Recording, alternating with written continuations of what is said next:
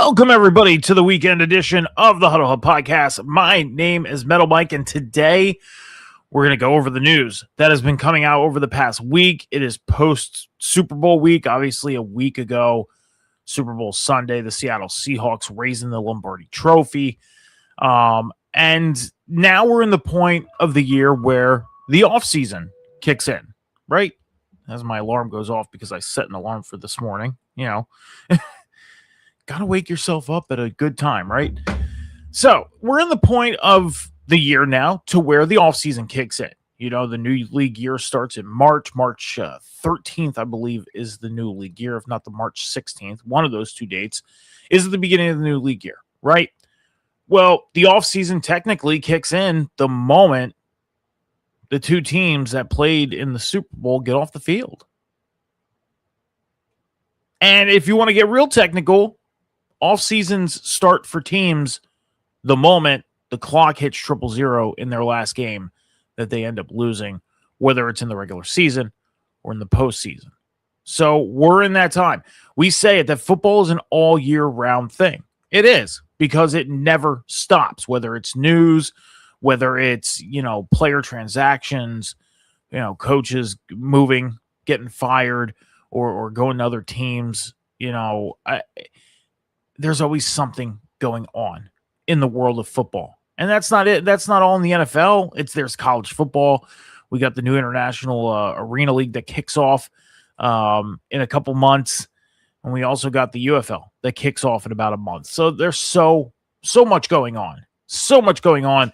But, the UFL is still kind of building its fan base in a sense. The International Arena League doesn't really have a fan base yet, but they'll get there. So it's more of the NFL and college football that a lot of people pay more attention to. And there's nothing wrong with that. Whatever is your cup of tea, whether it's just college football, whether it's the NFL, there might be fans that are just fans of the UFL. And then there's probably going to be just fans of the International Arena Football League. But there's always something in the world of football. And like I said on the Monday show this past week, our post-game Super Bowl show, that we do not stop.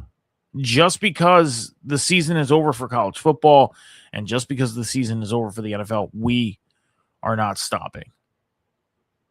So we are going to get in to everything that has been going on this week. We also have I did a little research. Now, when we get into these off-season shows, the first month is probably, I don't want to say the hardest, but it's all about, after you get through the news, finding things to talk about at times, right? So I pulled together, and thanks to John for giving me this information, because he came across the information of the home attendance for home games for teams this year in the NFL, right? So I took it upon myself to go and do a comparison of how teams did for home games this year compared to 2024. Okay, so we're going to go over that. We're also going to go over the final power rankings in the NFL, but that's not all. I have my own power rankings. Yes, I did my own personal power rankings. Okay, so for example, in the NFL power rankings, the number one team is obviously the Seattle Seahawks. Why? Because they won Super Bowl 60. Okay.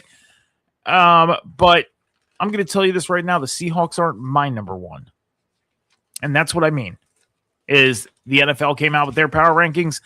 I have my own personal power rankings. So we're going to go over that. But before we do, please make sure after the show to head over to the Huddle Hub Podcast over on social media, over on X and TikTok at the Huddle Hub Pod. You're going to hit the follow button. Over on YouTube, you're going to hit the subscribe button. That's how you follow on the YouTube. And if you are watching on Twitch today, just hit that follow button. All the social medias are in the bio. Okay, so you can go in. All the links are there. And you click on whichever one you desire, because I know not everybody uses every social media. So you can click on the one you desire. It will take you right to the page. And you can hit the follow button on X and TikTok. And if it's on YouTube, hit that subscribe button. That's how you follow and help us build the Huddle Hub Podcast going through the NFL and college football off seasons and beyond. So let's get into the news of things first off. A lot of news coming out this week. I'm having some trouble with things. Things might glitch and pop up twice. Why? Because I got a new mouse this week, right? And the batteries I put in, I think are fairly used before I even, popped it into I took them out of a TV controller that has been sitting around for a while because I currently don't have batteries just laying around, which probably should, right? Being a gamer and using a wireless controller, you think I would have AA batteries just hanging out. No, I don't. Okay. So I had to do some search. So my mouse is kind of glitching up. It is. And it stinks, but it is what it is. And I got a new keyboard. You go to these liquidation stores and find some really cool stuff. And I found this really cool little tiny keyboard, and I've gotten super comfortable with it. Super, super comfortable. But this takes a AA battery too, and it starts glitching out. So I think these batteries are dead, and I'm going to have to pick up some batteries probably today. I'm probably going to have to do that because of that. So, but let's get into the news of things. Coming out, we do have some news to talk about. The coaching carousel for the most part has been fairly quiet. Okay, now teams are starting to fill in their offensive coordinator positions, defensive coordinator positions, pass game coordinators, assistant coaches, all that stuff. And that can get to be a little much. It can be to the point where it's like, okay, you go over to our TikTok, you'll see me post videos about teams getting head coaches and certain coaches becoming coordinators. And the reason why I do that is because those certain coaches that are becoming coordinators used to be head coaches. So kind of cover it. And then you have your more famous offensive coordinators and defensive coordinators that the news comes out, they become a head coach or they go to a different team. For example, Matt Nagy, Kansas City Chiefs offensive coordinator, goes to the Giants. So I'm going to cover that because he's a very well-known name. Very well-known name in the NFL. So, but going in and this team's, bringing in this person as their quarterback coach. This person's coming in as the, offensive line assistant coach. The teams are starting to do that now. So the coaching carousel has kind of, for the most part, has calmed down a little bit. It's just teams starting to fill in those positions. So, to get into that stuff, we can make a whole show about the coaching carousel with teams filling all their positions. And, we'd be here for longer than 60 minutes to fill that information in. But let's get into the first bit of news. The NFL and the NFLPA, they had a little bit of a discussion and a grievance kind of thing going on. The NFL did against the NFLPA. And it actually had to go along with the union conducting and publishing future player report cards. Okay, now the NFL won this grievance against the NFLPA, and now the NFLPA is banned from releasing all future players' report cards and other things that go along with it. I didn't get to dig too much deep into this whole situation. It is part of the news that has come out. I'm going to read more into it, and then hopefully by next show, I can give more of an explanation of what this means. Because, there's player report cards that go out for, I'm sure there's a portal for the NFL for teams to go and look and see, for example, let's say Tua Tagovailoa, okay? The Dolphins are looking for a trade partner for him. Okay, they're going to be looking for a trade partner for him, along with the Arizona Cardinals and Kyler Murray. Now, teams are going to want to probably go and look at their report cards. Okay, so I'm sure there's a portal where teams can go do that, where the report cards and stuff get released not only through the NFL, but to the general public. So, you can go online and check out players' report cards. Okay, so instead of me sitting here trying to figure out fully what this situation is, because this is the only information that I have, I'm going to try and dig deeper into this. And by next show, which would be Tuesday night at 7 p.m. Eastern Standard Time, I'll try and have some more information on this. If not, I'll try and have it by the next weekend show. Okay, so, but yeah, there was a little bit of stuff going on there between the NFL and the NFLPA, NFL Players Association, when it comes to players' report cards. So I wanted to kick off our new segment with that because I'm sure you guys have probably seen something on this. And again, I don't have all of the information. Excuse me. Don't have all of the information to the point where I'm not going to just sit here and babble about it and not know what I'm talking about. I want to know what I'm talking about first. So, David Njoku, tight end of the Browns, he has announced that he will not return to the Browns heading into free agency. Okay, so David Njoku is planning on testing the free agent market. I'm going to say this. Personally, I would love to see him become a Philadelphia Eagle. Why? Because I'm an Eagles fan. Okay, but David Njoku is one of those tight ends that deserves to be on a very explosive offensive team because he can be a big part of a team's offense in success. You know, for example, let's say the 49ers lost George Kittle. David Njoku would be a great insert to the San Francisco 49ers offense. Why? Because he is an explosive player. He is a hell of a tight end. So the 49ers bringing in David Njoku in, would it fill the shoes of George Kittle? No. But he would be effective for that team. And the 49ers, if they were to get David Njoku, would continue being a successful franchise. Okay? So David Njoku testing free agency.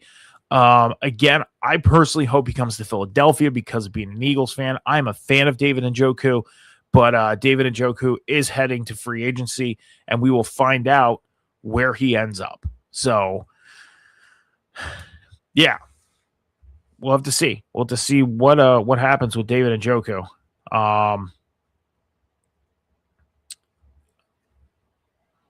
So. Sorry, I just take some notes here. Social media purposes. Keon White, defensive lineman of the 49ers, he suffered a, I want to say this safely, okay, because as we know, the internet and AI and the readings of listening and stuff, okay. So Keon White, defensive lineman of the 49ers, he suffered an injury from a weapon, okay. He was struck on the ankle early Monday morning in downtown San Francisco. Now, not a lot has come out about this situation, why it happened, pretty much where it happened, or anything. Or why, why or where. Those are the questions, right? Do we really need to know those questions? No. The only thing I think we need to know is to make sure that he's okay, which it seems like he's going to be okay, and he should recover, for the beginning of the 2026 season.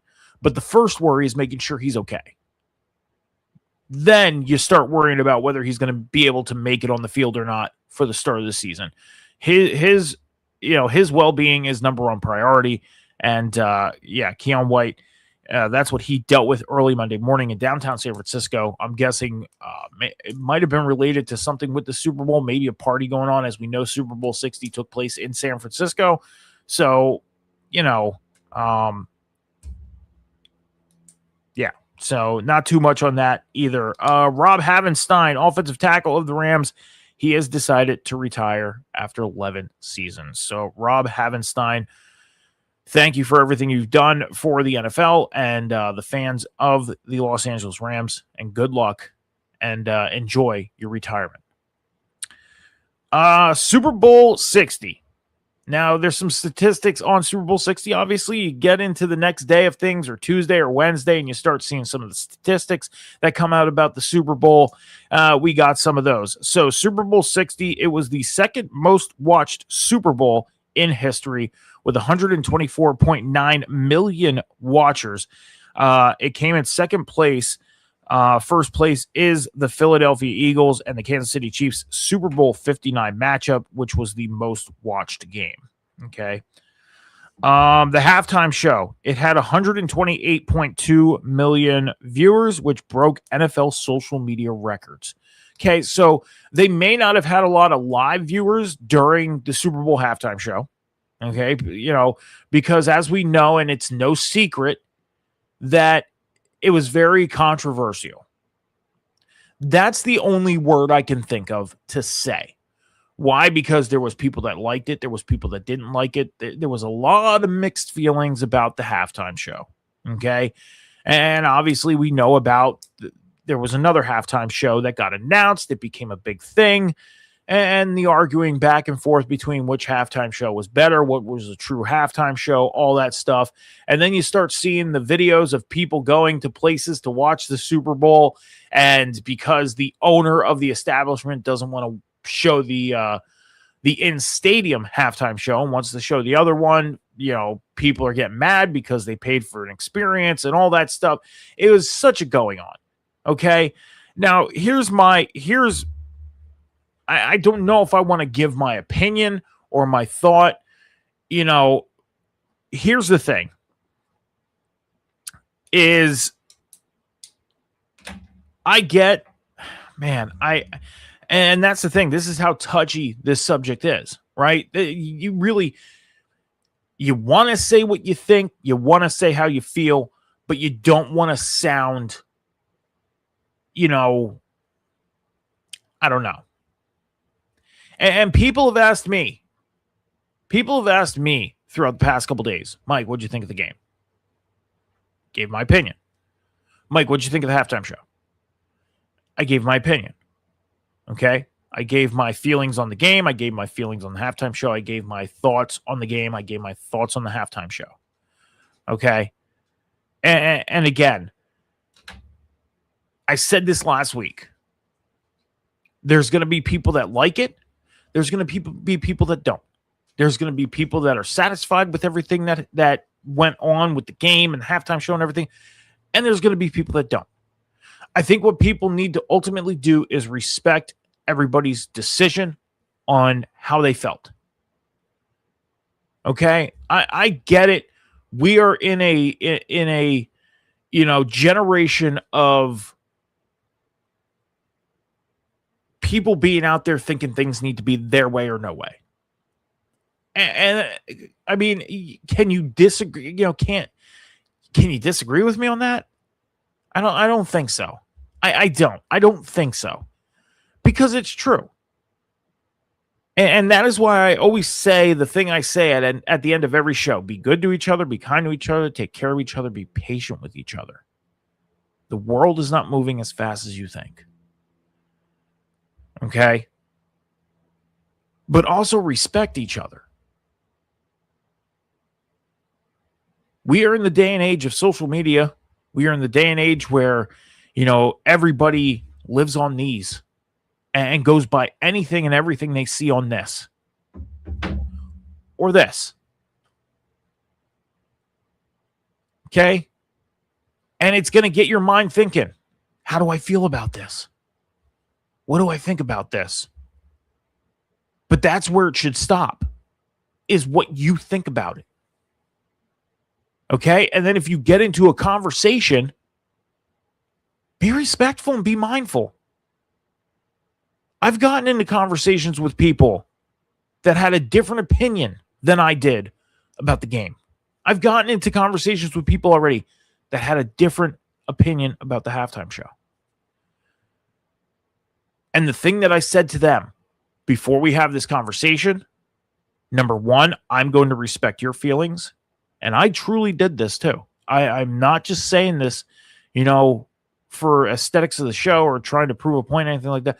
I'm just saying, I said this to the person. Number one, I'm going to respect your feelings. Please respect mine. Simple as that. Had a nice conversation. And that was it. Dispensed, walked amongst ourselves. Today, it's hard to do that. It is. And it's not just about a Super Bowl game or a Super Bowl halftime show. It's about everything. Everything that's going on. So again, be mindful, be thoughtful and respectful to people's decisions. And, just respect their feelings. Because at the end of the day, it's just an opinion. If you have opinions, actually, yeah, it's just an opinion. You're not right. You're not wrong. It's just an opinion. Now, if you're proven right, cool. If you're proven wrong, yeah, well, move on. Does the game affect your life? Does the halftime show affect your life? No. It's entertainment. Move on from it. Have a great conversation, a respectful conversation, and move on from it. That's all I could say. I mean, the viewership there, the live viewership, I don't know how live viewership was, but the social media did very well. 128.2 million views on social media all across the platforms. So there you go. There's 128.2 million people who took 15 minutes to watch the halftime show. And now did they enjoy it or didn't they? That's the question. Now, will we ever get the answer from the 128 million people? No, we're not gonna. That's not gonna happen. Because by now, people probably forgotten about it and moved on. Some. So, just be respectful. That's all. Tress Way, the punter from the Commanders, got a 1-year extension out in Washington, so he's going to be the punter out in Washington in 2026. Clint Kubiak, head coach of the Raiders, he had mentioned that he wants Max Crosby in Las Vegas in 2026. Now, the trade rumors for Max Crosby are looming, okay? This happened, what was it, a year or two ago, that the trade rumors of Max Crosby was going around, ended up staying in Vegas, obviously, and now it's happening again, right? So I have put together, because there are posts out there of people's thoughts on where Max Crosby would fit as a trade fit. I put together my own list. Okay. So here are the 10 teams, 5 from the AFC, 5 from the NFC teams that I think Max Crosby would fit in.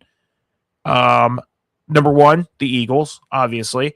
Number 2, the 49ers. Number 3, the Lions. Number 4, the Packers. Number 5, the New York Giants. Okay. Now you're probably thinking, Mike, the Giants, after what they did this year? Yeah, you look at that Giants team, and if they go out and have another draft like they had last year and bring some guys in off of free agency, I could see the Giants getting 7-8 wins this year in 2026. I could. I mean, have they instantly gotten better because of Harbaugh coming in? Maybe. They maybe have. It's yet to be proven. A lot of people think that they're going to be a playoff team because Harbaugh came in. It doesn't work like that. It doesn't. Just because you bring in a very, successful head coach who had a bad year and got fired, just because you bring him in doesn't mean your team instantly turned around. You still got to put the players on the field. You still got to put the playbook together.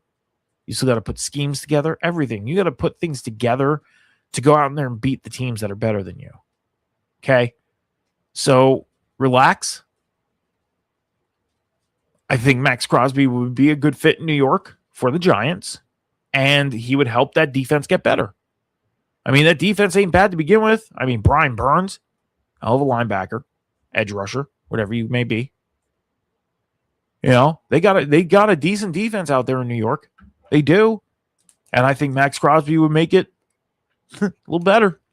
He would. For the AFC side of things, the Houston Texans, the Buffalo Bills, the Cincinnati Bengals, the Denver Broncos, and last but not least, the Cleveland Browns. Okay. Now, again, you're probably thinking, Mike, the Cleveland Browns? Yes, because I'd said it before. I think the Cleveland Browns defense is ready to go. It's all about the offense catching up. Okay. That defense is a championship built defense out in Cleveland. And I will stick to that until I am proven completely wrong and my feelings change. But right now, my feelings are the Cleveland Browns defense is ready to go win a championship. They're looking behind them and saying, offense, you need to catch up a little bit. Let's go. Get your stuff together here. Let's get moving. Okay? And if Max Crosby went in, can you think of that? How that would be? Myles Garrett, Defensive Player of the Year, 23 sacks, broke the season sack record this year. Carson Schlesinger, defensive rookie of the year, linebacker. Then add Max Crosby in there. Come on now. That defense would be monstrous in Cleveland. Okay. Buffalo would benefit. The Cincinnati Bengals would definitely benefit because Cincinnati's defense has been rough the past couple of years. So, I mean, again, personally, would I like to see him come to Philly? Maybe. I don't know. I mean, I do like our defense. Would he give a boost to the defense? He would. And he said in an interview that he loved coming to Philly. This was his first time playing in Philly this past season. He loved it. Took on the sights, loved the city, all that stuff. And that's great to hear. Am I getting my hopes up? No. Because I could see him fitting in San Francisco and boosting up that defense even more. I could see him fitting in Detroit and him and Aiden Hutchinson being on opposite sides of each other on that defensive line. Whew. That would be nuts. Green Bay Packers with Micah Parsons. I mean, Denver Broncos. Von Miller wants to come back to Denver. We're going to talk about that in a second. These are the teams that I think Max Crosby would fit with instantly. Would there be a slight adjustment? There would be.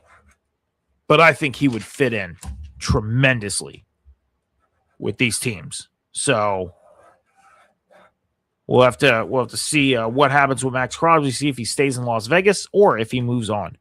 Like I said, Von Miller, linebacker of the Rams, he said in an interview that he would love to go back to Denver for one last time. Okay. So Von Miller, I believe he's going to be a free agent this offseason. That's something I would have to double check, but I believe he is going to be a free agent this offseason. And he would love to go back to Denver one more time. You know, he said that he was sad when he got traded. So he would love to go back. So we would have to see if Von Miller makes his way back to the Denver Broncos this year or not. So Deron Lee, former Jets linebacker, he is being kept in prison without bond. He is facing first degree, best word to say,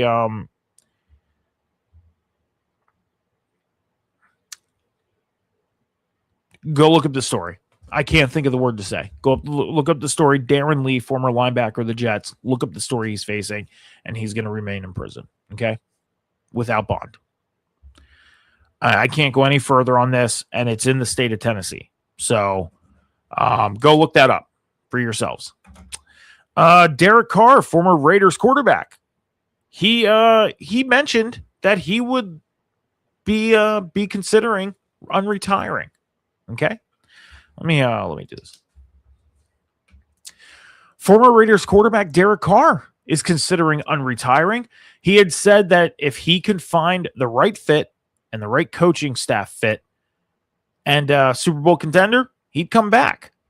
So the question is if your team is a Super Bowl contender, but you need a quarterback, would you want Derek Carr as your quarterback in the 2026 season?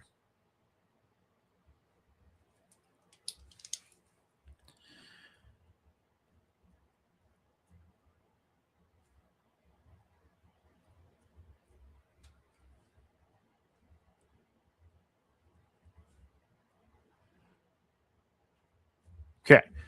But so Derek Carr looking to possibly unretire, and here are the 4 potential landing spots for Derek Carr. The Pittsburgh Steelers, Minnesota Vikings, New York Jets, and Miami Dolphins. Okay. Now, are the Dolphins Super Bowl contenders? Probably not. You know, they're looking for the trade partner for Tua.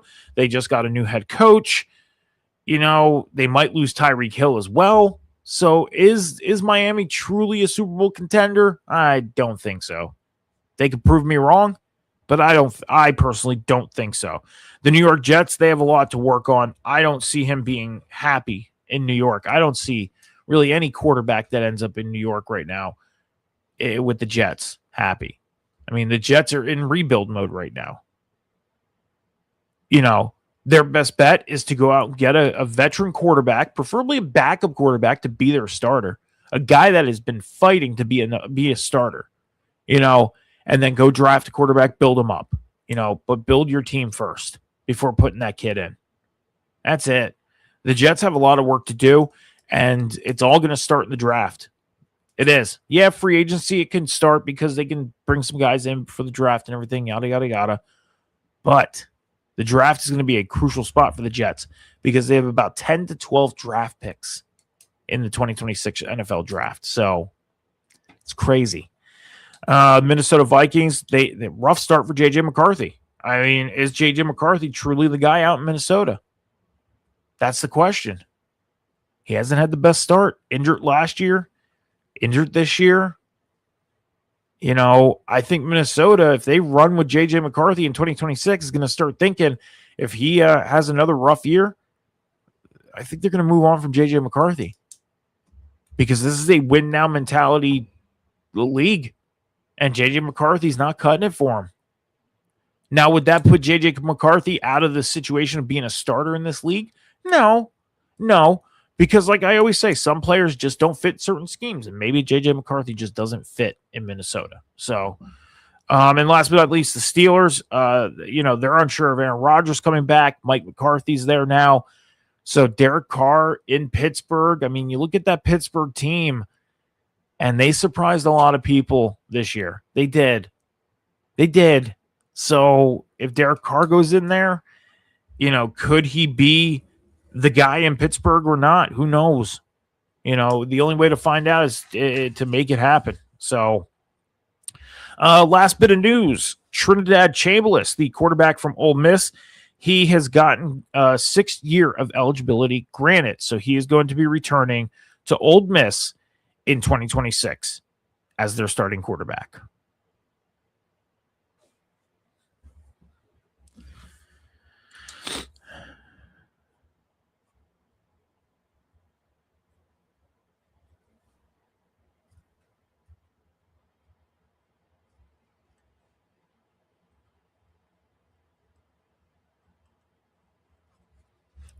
But that's it for the news, guys. That's it. Yeah. So that's that. We'll have more news for you guys on the Tuesday edition of the Huddle Hub Podcast, 7 p.m. Eastern Standard Time, right here on Twitch and YouTube with myself and John. And yeah, so we're going to take about a 30-second break. I'm going to transition into the next segment here on the Huddle Hub Podcast. We'll be right back after this.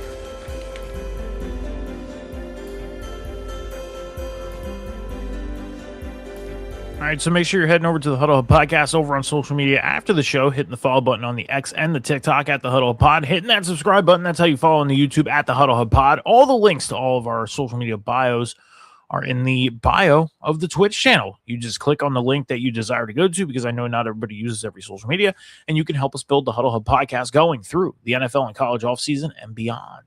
So, all right, guys, so we're going to get into a fun segment that I put together today, and this is something that John sent me.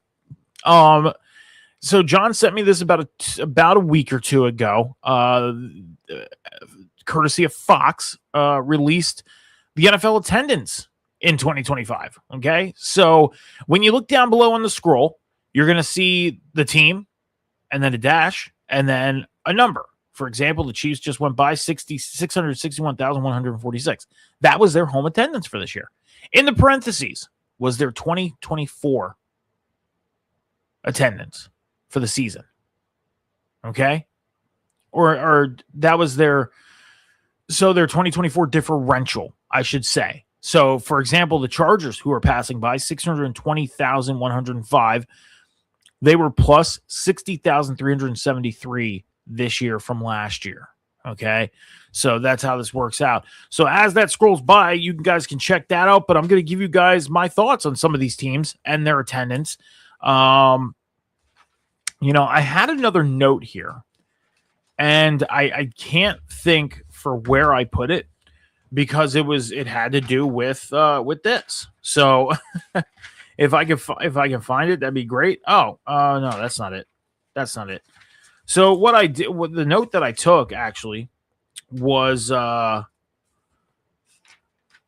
look at the comparison for some of these teams and, the teams that played in some international games last year and this year. And for some reason, I can't find those notes. So we're just going to roll with this. Number one, I'm going to look at this. I'm going to let you guys know my thoughts on some of these teams. Starting off the Cowboys, it doesn't surprise me. I mean, they had a negative 92.815 differential or 92,815 differential from 2025 to 2024. 2024, they had more people there. The Cowboys at number one on this list for a second year in a row. I didn't go any deeper than 2024, so I didn't look at 23, 22, 21, 20, to see what their attendance was. But the Cowboys being number one here, I mean, they have one of the biggest, if not the biggest stadium in the NFL. They can hold up to 100, 203,000 people in their stadium. So it doesn't surprise me that they're number one on this list, even with almost 100,000 people as a differential of not being there this year from last year. So them being number one on this list does not surprise me. And the Cowboys, I mean, we all know that they have the moniker of America's team and all that stuff. And some people would say that they lost that, that there's a new America's team in whatever team, insert whatever team.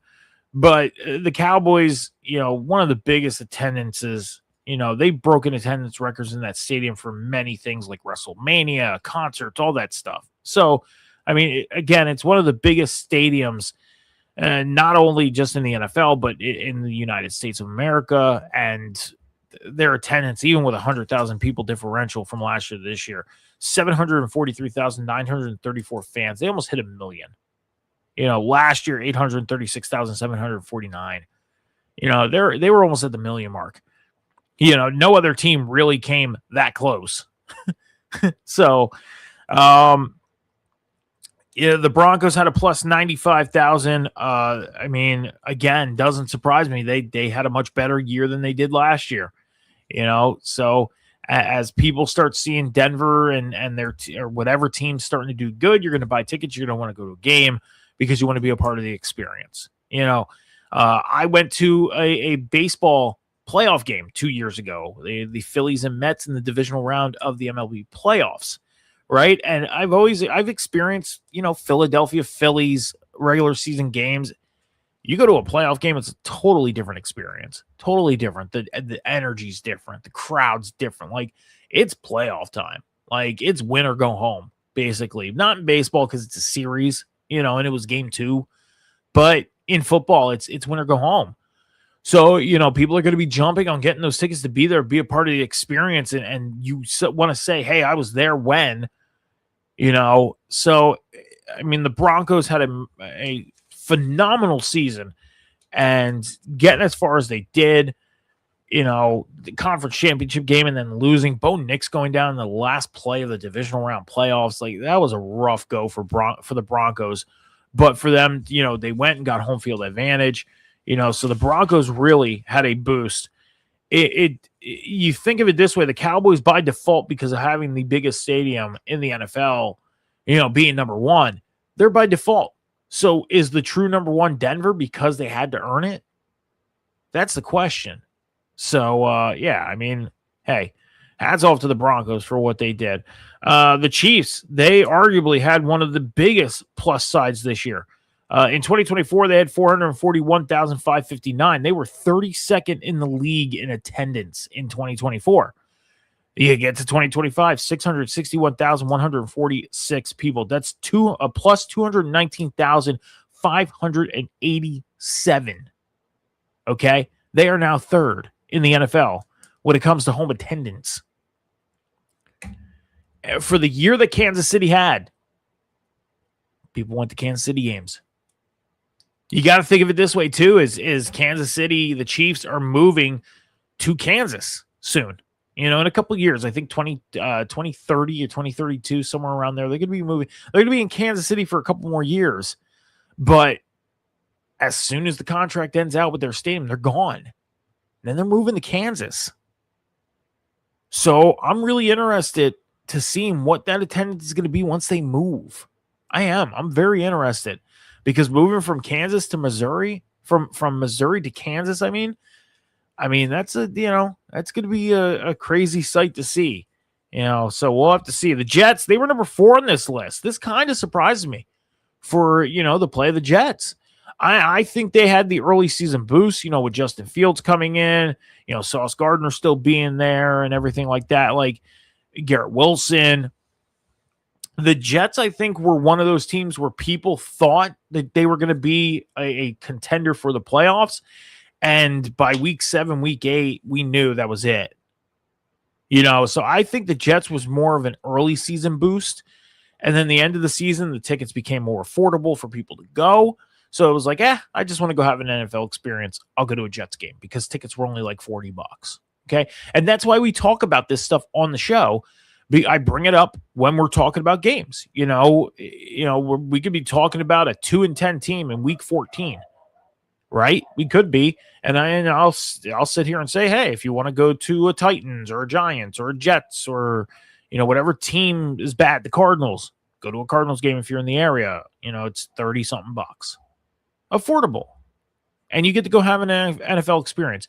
Because remember, it's not always just about the game that's on the field in the NFL experience. You're a fan going into the stadium, walking around in the stadium, meeting other fans, going into the shop, the pro shop, walking just the concourse area and seeing what the stadium looks like for the very first time if you've never been to a game before.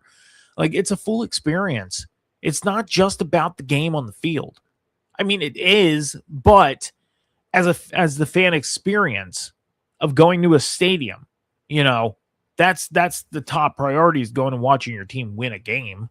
Yes, but there's other additions to the NFL fan experience of going to a game. So we had the Giants at 5, Bills at 6, Texans at 7, Ravens at 8, Packers at 9, Chargers at 10, Steelers at 11, Dolphins at 12, Colts at 13. The Colts, they had a plus 68,656 differential. They stuck around. That was a plus 13. They were number 26 last year. Okay. 26th in the league last year, moving up to 13 spots in the attendance. And I think that was from the early season boost. I mean, the Colts were arguably, one of the best teams in the league the first 10, 11 weeks. And then somewhere along the way, things fell apart for them. And, they went from a possible Super Bowl contender to not even making the playoffs. That's a rough drop in 1 year. I mean, if I was a Colts fan, I'd be excited. And if I was a Colts fan, I would be pushing the buttons on a telephone to call the front office and say, you better bring, Daniel Jones back. Get him healthy and bring him back, because he was part of the success we were having before he went down and things fell apart. So if I was Indianapolis, I'd be really pushing for Daniel Jones to come back, because it seems like Daniel Jones, found his comfort area and where he should be and where he fits. Like I said, some players just don't fit in systems. And early on in New York, he was doing okay. But then things fell apart in New York. In Indianapolis, the injury kind of, crept up on him. So I would make that push to bring him back another year. Now, there is talks that he's not going to. He did say his farewell on social media to the Indianapolis fans, but we got free agency coming up. He's going to be a free agent. They can go out and sign him again. They could. So who knows? We'll have to see. Rams were at 14, Bengals at 15, Browns at 16, Patriots at 17, Jaguars at 18, Panthers at 19, 49ers at 20, Falcons, Raiders, Saints, Seahawks, Vikings. That's from 20 to 25. The Titans were at 26. They had a plus. So this one really caught my eye. Okay. Because the Titans, as we know, for the past 2 years have just not been good. It's been bad in Tennessee. Okay. Maybe longer. But you look at the attendance in 2024, 518,556. And then they had 530,037 this year. Okay, that's a plus 11,481 people. That's not even a half a stadium plus. You moved up 3 spots from last year, which is not a bad thing. You're moving up. You have people's interest, and I think Cam Ward helped that by bringing him in. Because I don't think anybody in Tennessee believes Will Levis was going to take this team somewhere. I don't. But then you brought in Cam Ward. And boosted that up a little bit. You had people saying, you know what, I'm going to go watch Cam Ward play. And the future could be bright for Tennessee if they make the right moves in the draft and in free agency and all that stuff. It could be. So we'll have to see. Lions at 27, Commanders at 28, Buccaneers at 29, the Cardinals at 30. You had the Eagles at 31 and the Bears at 32. Now, a lot of people are surprised by the Eagles one. The Eagles they moved down 11 spots from 20 to 31. So they were in 20th place last year, 31st this year in attendance. Okay. You go out and win the Super Bowl, tickets are going to go up in price. Simple as that. You go raise that Lombardi trophy, you're going to be paying, $300 more for a home game ticket. And that's just that.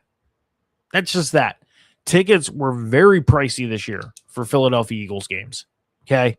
So, and even if I was not in the situation I'm in today, I probably still, with ticket prices, may not have gone to a game. Just saying. 559,032 in 2024, 489,153 in 2025. That's for the Super Bowl champs. Well, Super Bowl 59 champs. Okay? So that's rough. But that's it. That's the home attendance.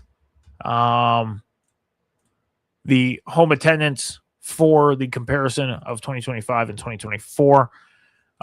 So yeah, it's crazy to look at these statistics and to see how things change because of how a team does.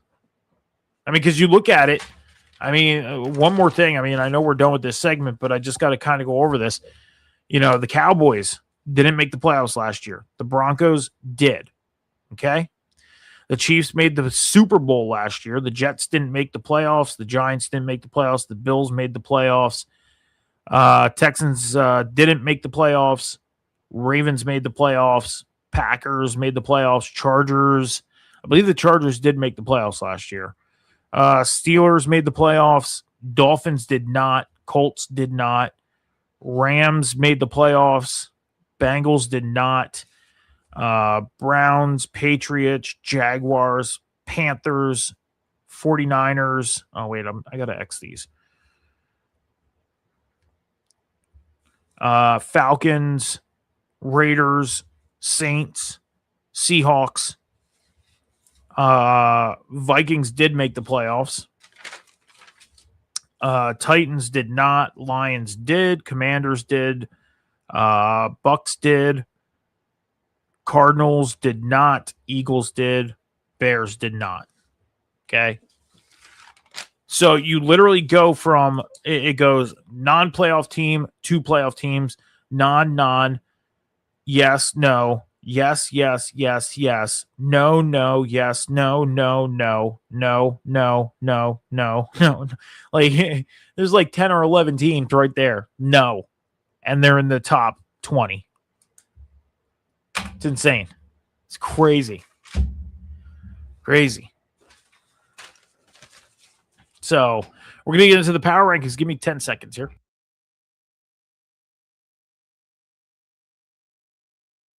Let me clear my throat. So we're going to get into the power rankings segment here. Okay. So number one, the final power rankings for the NFL came out, as you see on the scroll in the bottom. That is the power rankings. I will go down this list one real quick, and then I'm going to give you my personal power rankings. Okay, I did my personal ones. I did, and I'm going to warn you right now. I might make some people mad. Just saying. But number one, obviously, the Seahawks, Super Bowl champions. Number two, the Rams, who lost in the conference title game. Three, the Patriots, who lost in Super Bowl 60. Number four, the Broncos, who lost in the conference title game. Number five, the Bills. Number six, the Texans. Number seven, the Bears. Number eight, the 49ers, who all lost in the divisional round. And then the Jaguars at 9, Chargers at 10, Eagles at 11, Steelers at 12, Packers at 13, who all lost in the wild card round. The Panthers are at 16, who lost in the wild card round. 14 is the Lions, 15 is the Ravens. 7 from 17 to 26, Colts, Bucks, Chiefs, Cowboys, Vikings, Falcons, Saints, Dolphins, Bengals, Commanders. And then from 27 down to 32, Titans, Giants, Cardinals, Raiders, Browns, Jets. That is the power rankings, the final power rankings from the NFL. Now, I'm going to say this right now. My personal power rankings, I did my personal power rankings completely on how I felt and I thought teams played this year and performed. Okay. I think there was some teams that were better than others. And I will say this, I probably have maybe 10 teams or less that are in the same spot on my personal power rankings as they are on the officials. Okay. So, yeah. So we're going to get into my personal power rankings real quick. But first, I do want to clip this. So I'm going to do this for social media purposes. So I'm going to do this in a professional way here. Okay. So give me 1 second. Let me get myself set up here.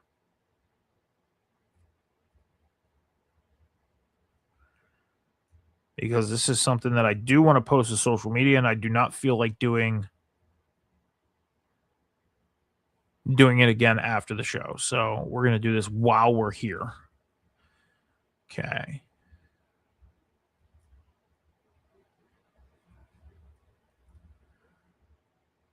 And then once I'm done doing the clip, we will go over this again. I will go over this again as we go.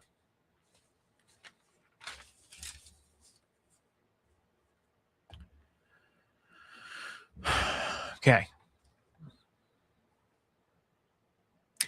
As we know, the NFL released their final power rankings for the 2025 NFL season. I have my personal ones, and here they are. At 32, the Jets. At 31, the Raiders. At 30, the Titans. At 29, the Giants. At 28, the Cardinals. At 27, the Commanders. At 26, the Bengals. At 25, the Browns. At 24, the Dolphins. At 23, the Falcons. 22, the Saints. At 21, the Chiefs. At 20, the Vikings. At 19, the Cowboys. At 18, the Panthers. At 17, the Ravens. At 16, the Bucks. At 15, the Colts. At 14, the Lions. At 13, the Steelers. At 12, the Chargers. At 11, the Packers. At 10, the Eagles. At 9, the Jaguars. At 8, the Bills. At 7, the Bears. At 6, the Patriots. At 5, the Broncos. At 4, the Texans. At 3, the 49ers. At 2, the Seahawks. And at number 1, the Rams. These are my personal power rankings for the 2025 NFL season. Okay.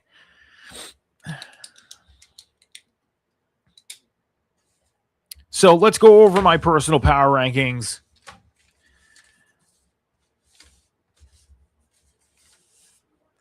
I'm going to make one more just in case I don't like that one. Okay. And I'm going to try and do this a little faster. Because that one I felt like I did a little slow. So we're going to do this a little faster and a little more efficient.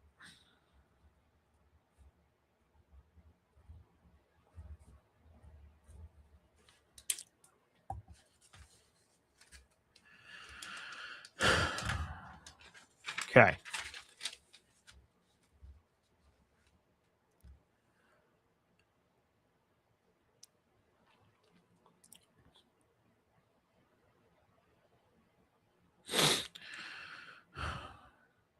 The NFL has released its final power rankings for the 2025 NFL season, and I decided I'm going to do my own power rankings. So here are my power rankings from number 32 all the way to number 1. The Jets, Raiders, Titans, Giants, Cardinals, Commanders, Bengals, Browns, Dolphins, Falcons, Saints, Chiefs, Vikings, Cowboys, Panthers, Ravens, Bucks, Colts, Lions, Steelers, Chargers, Packers, Eagles, Jaguars, Bills, Bears, Patriots, Broncos, Texans, 49ers, Seahawks, and at number 1, the Rams. Okay. I just want to see which one I like better. That's why I need to do 2. So here we go. Let's go over my power rankings real quick here, my personal power rankings. You know, obviously at number 32, the Jets. I mean, the Jets are the Jets. They have a lot of work to do. The Raiders, the same at 31. The Titans at 30. The Giants, I mean, they're kind of, you know, bringing in a new head coach. They're doing their thing right now. They're trying to put things together, but still, they were the 29th team in the league this year. The Cardinals, obviously, they got a lot of work to do. The Commanders, they just had an off year, I think. The Jaden Daniels injury really hurt them, and that set them to have not so good year. I had the Bengals at 26. Got to get that defense together. They do. Seriously. The Browns, get the offense together. Just, you know, opposite of what the Bengals need to do. The Bengals have the offense, but don't really have the defense. They need the Browns need the offense, but they have the defense. The Dolphins, at 24. I mean, the Dolphins, they're looking to trade Tua. They're going to have a lot of work to do this offseason. Falcons at 23. I mean, Michael Penix Jr., I think the question is he really the guy?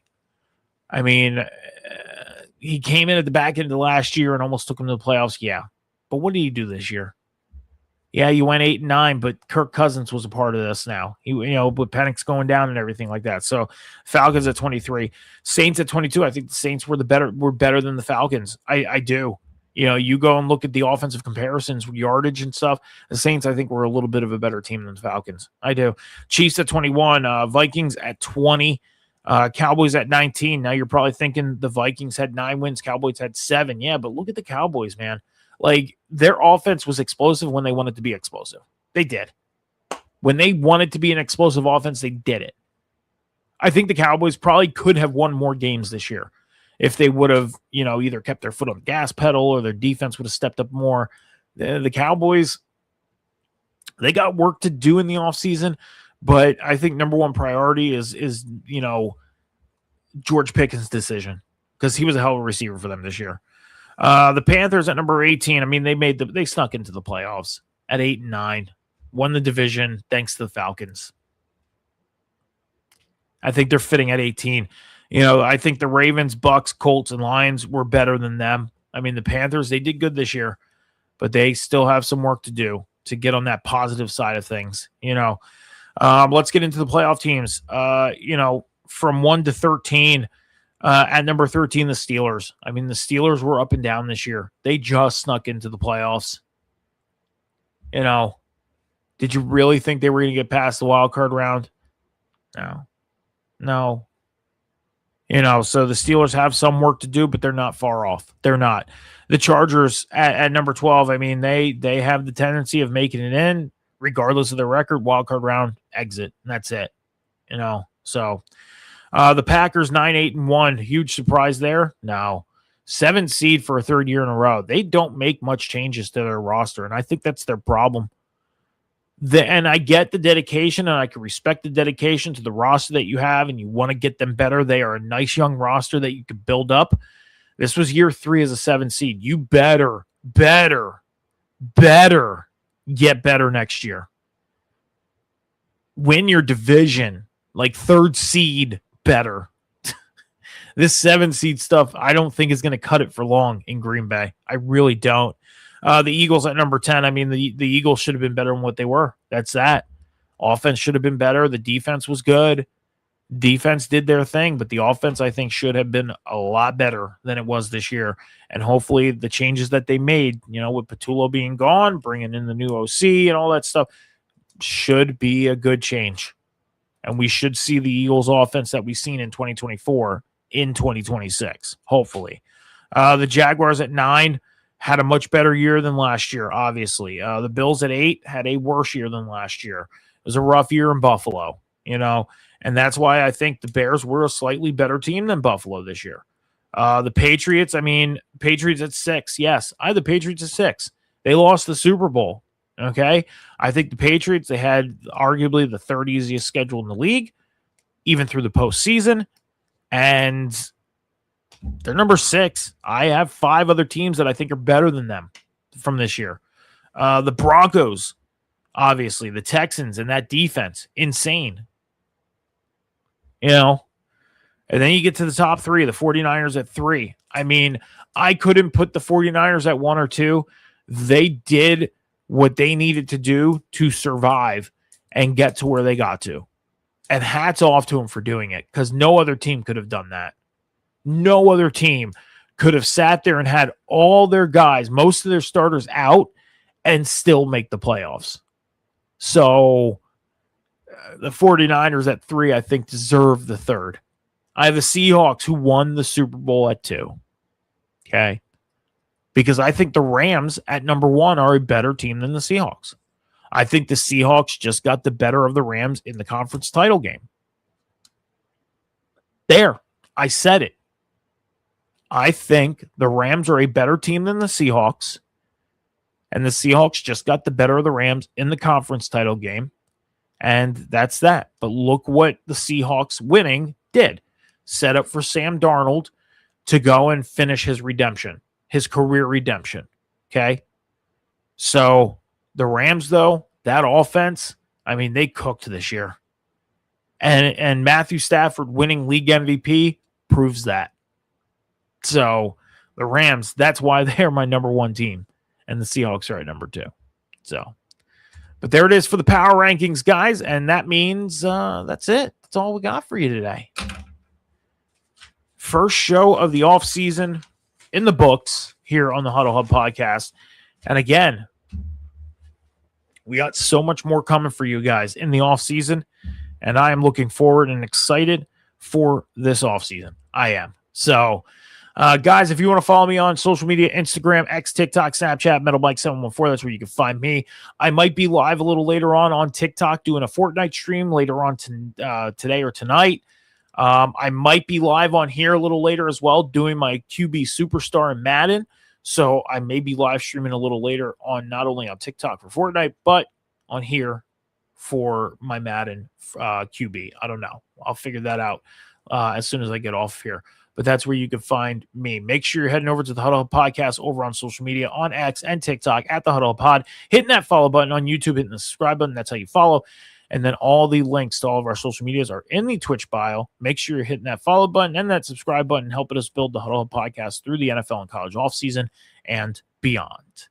So thank you guys for coming out today and checking out the show. Appreciate it. As I always say, be good to each other, be kind to each other, take care of each other, be patient with each other. Remember, the world is not moving as fast as you think. Until Tuesday, guys, me and John will be live 7 p.m. Eastern Standard Time right here on the Huddle Podcast. Until then, have a great weekend, everybody, and happy Valentine's Day.